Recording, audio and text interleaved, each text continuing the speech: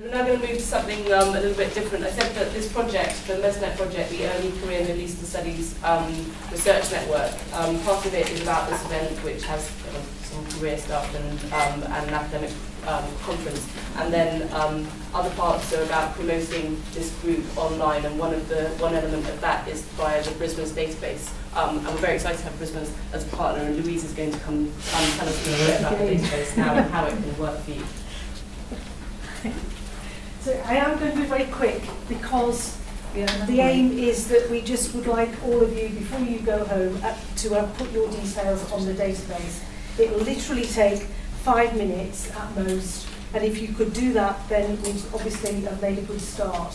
This is a database that BRISMES started a few years ago in collaboration with CASOR, the Centre for the Advanced Study of the Arab World, and the British Academy. And we very recently added an element from the University of St Andrews, which is for institutional links, that's not quite so important for today. We were very pleased to be able to add a field specifically for early career researchers, which is how we're going to sort of quickly talk you through this now. When you click on the link, which is, you literally just search for database of expertise and it pops up on the BRISMES website. Section 1, click, click, click. You click your institution. I'm just going to put X for all these, so it'll just take me through to the next section. And then you click if you're entering your personal academic details, which everybody here will be because you're not at this stage doing for an institutional link.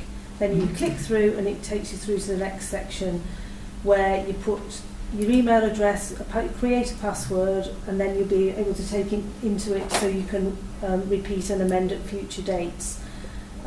Quick click for if you're a member of BRISMES, and we very much hope that most of you are going to be a member of BRISMES before you leave at the end of this weekend. Then you literally just click through personal information. It's all very self-explanatory, and it gets interesting when we get down to the academic information, because under discipline, if you click on the drop-down menu, there are lots and lots of academic disciplines to cover the whole remit of Middle Eastern studies. You can click on as many of these as you want. So I'm going to click that I'm a specialist in literature, but then I also want to put that it's particularly the literature. I do the cinema as well, and as well as cinema, I want to tell people that I'm fabulous at creative arts, and you can go on and put as many as you like, and it will be searchable in all those different fields. Then there's a subculture.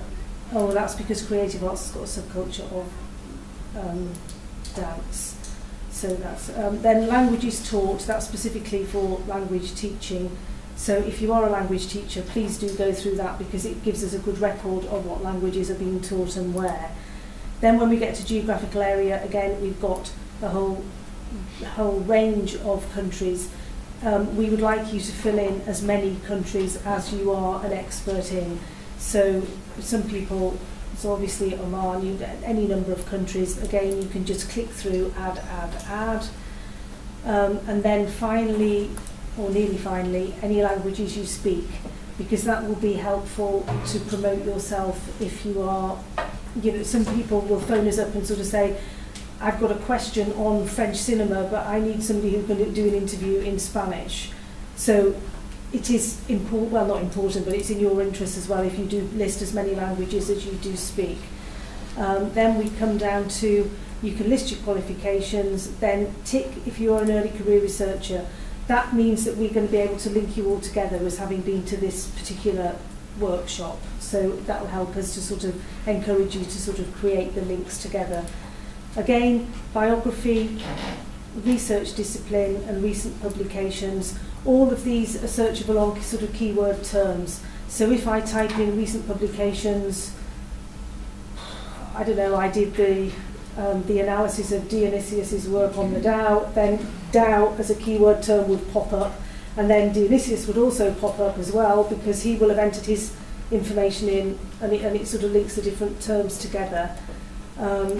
Then again, we've got area of research expertise, blah, blah, blah, blah. Then you click through to the next one, which it won't let me do because I've not entered all the information in. But then it is literally, can you check all your information, submit, and away it goes. And we have all the information. We then verify it just to make sure that it's not some sort of spam rogue thing coming through. And then it is out there, publicly available to people to search, and is a fabulous way of promoting yourself and your department, and for keeping in touch with other people who have areas of specialism that are very, very similar to your own or tie in quite well. And that, in essence, it's as simple as that. You literally just go click, click, click, and go through and submit. If you have any difficulties submitting, do let me know, and we will together help you just go through it. But it is a very, very simple process, and if you could do it, then the more names we gather, the better it is for everybody. Yeah, I mean, that's right. So I guess if we have, we have like 65 people here today, so that would be 65 new names on the database. And the database, I mean, it's something that you can join this. There's a huge network of Middle Eastern studies, and you can join that today, or in due course. And you can also use it. If you're doing something and you want to know about Berber dress, you could type that into the database, and then anybody who's done work in that area, that's going to pop up. So it's also, I guess, it's not limited to academics as well. We have got sort of journalists and policy makers on there. We've tried to broaden it out beyond academia to make it of more relevant interest, which again will hopefully help people with their impact cases. Yeah, so the chances are somebody seems to be the buzzword of the moment. So it's a good place for people to find you, and it's also a good place for you to find others in whatever projects, or even if you just need to know something about something and you don't know anyone in your university that studies it, you may find that there's someone in Finland via this database. So we're welcoming you to visit the BRISMES website and find your way to the database. But now I'm going to thank you very much. Can I just ask? Questions? If you finish your PhD but you're not yet in employment, then obviously you're not attached to an institution. That's the first question. No, that's fine. You don't need to put an institutional link. That's just if it's relevant.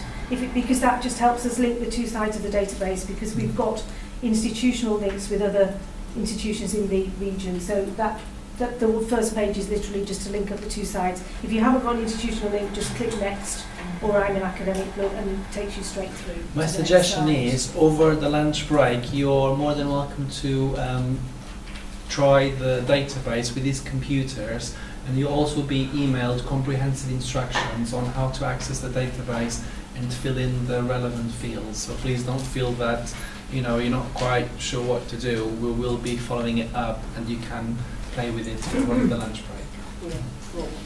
Thank you, Louise. Thanks, Leo. We're going to